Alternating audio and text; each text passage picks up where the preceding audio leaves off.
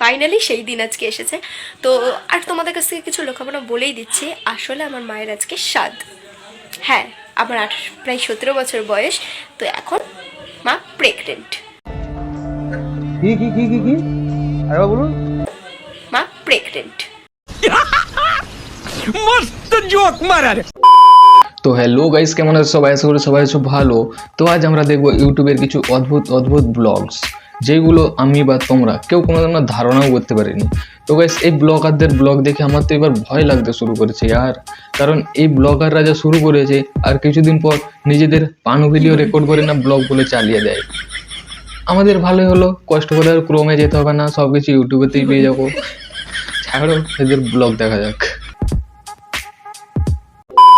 Finally সেই দিন আজকে এসেছে। তো আর তোমাদের কাছ থেকে কিছু লোকাপনা বলেই দিচ্ছি, আসলে আমার মায়ের আজকে সাধ। হ্যাঁ, আমার প্রায় 17 বছর বয়স।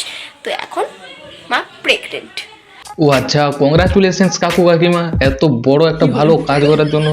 আমি তোমাদের থেকে অনেক ছোটো, তাও আমি তোমাদেরকে আশীর্বাদ করলাম, তোমরা এইভাবে আমাদের দেশের জনসংখ্যা বাড়িয়ে যাও। আমাদের ভারতের এখন মোট পপুলেশন হলো 142,57,75,000। কাকু, এটাকে তোমাকে 150 কোটি করতেই হবে। তুমি এইভাবেই লেগে থাকো, 150 কোটি তাড়াতাড়ি হয়ে যাবে। All the best. হ্যাঁ, আমার প্রায় 17 বছর বয়স। তো এখন মা প্রেগনেন্ট। বলতে কোনো লজ্জা নেই আমার, সিরিয়াসলি। আরে পাগলি, করতে লজ্জা করে না, তুই বলতে লজ্জা পাবি কেন? আর তোর তো সব থেকে বেশি খুশি হওয়া দরকার, কারণ তোর বাড়িতে নতুন ভাই আসতে চলেছে। আরে তোর তো মিষ্টি খাওয়ানো দরকার আমাদেরকে। সঠিক বলেছেন। বলতে কোনো লজ্জা নেই আমার, সিরিয়াসলি। তো এই আর কি, তো প্রচণ্ড সুপার এক্সাইটেড, বুঝতেই পারছো কত। আরে কাকিমা ভালো তো? আরে জলদি খাও, এটার পর আবার একটা নেক্সট প্ল্যান তো করতে হবে নাকি? বলছি কাকু, তোমার কাছে আমার একটা বিশেষ আবেদন আছে। দেখো, তুমি জিন্দেগিতে হেলমেট পরো আর নাই পরো, কিন্তু প্লিজ নেক্সট টাইম থেকে এটা জরুর করবে। আর যদি বেশি এমার্জেন্সি হয় তাহলে এটারও দরকার নেই, পলিথিন করে নেবে। আজকে পাড়ার লোক মারা গেছে, সেই জন্য শ্মশানে যেতে হবে, ওর জন্য চলে এসেছি। এই দেখো, শ্মশানে আমি এই সাদা জামাটা পরে যাবো, চলো রেডি হওয়া যাক। আরে দাঁড়া, শুধু জামা পরলে হবে, একটু মেকআপও তো করতে হবে। দেখো, সাদা রঙের জামাটার সাথে লিপস্টিক পরে চলে এসেছি। আরে দাঁড়াও, একটু টিপটাও পরে নি।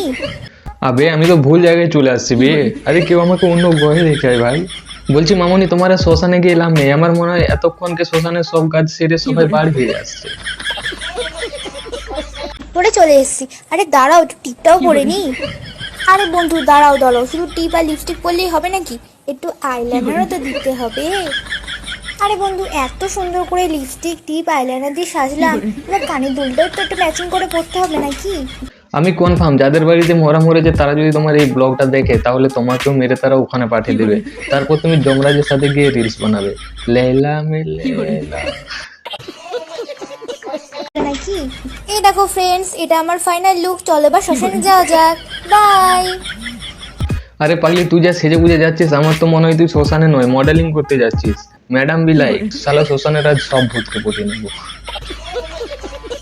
তো গাইস, আমার তো মনে হয় এই মামুনি মেরেছে শুধুমাত্র সেজে বুঝে ব্লগ বানাবার জন্য। তো গাইস, সিবিআই তদন্ত হোক।